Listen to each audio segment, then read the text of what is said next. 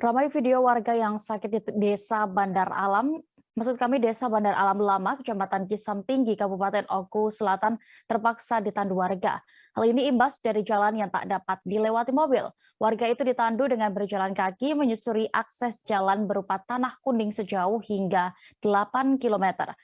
Terkait apa kondisinya saat itu akan dilaporkan rekan Alan, reporter dari Sriwijaya Post yang sudah bergabung di sana. Silakan dengan laporan Anda.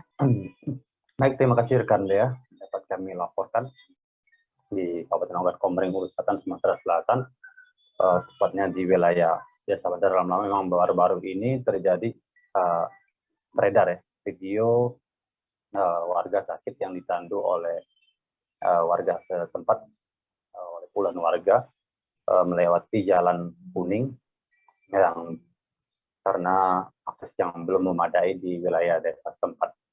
Memang dari penelusuran kami dapat kami laporkan rekan Dea bahwa memang kejadian tersebut memang benar terjadi di wilayah Desa Bandar Alam Lama, Kecamatan Kisam Tinggi, Kabupaten Ogan Komering Ulu, Sumatera Selatan, di mana warga tersebut memang betul ditandu sejauh 8 km dari desa menuju poros jalan agar bisa dijemput oleh kendaraan mobil atau yang sudah menunggu di lokasi jalan poros.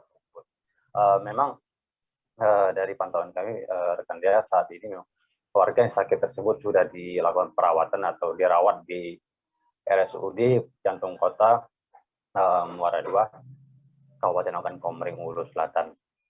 Memang terlihat dari video yang beredar tersebut yang sempat viral di media sosial ataupun grup WhatsApp, ibu-ibu tersebut dibawa oleh belasan warga menggunakan tandu, serta terdapat di sebuah kursi di atas tandu tersebut di bawah dengan berduyun-duyun, dan juga terdapat warga yang sudah menunggu di jalan poros yang tempat penjemputan tersebut.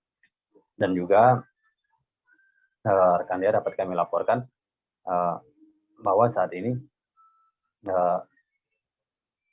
warga tersebut sudah maksud kami bahwa warga tersebut sudah dirawat di Rumah Sakit Muara II. Terima kasih sudah nonton. Jangan lupa like, subscribe, dan share ya.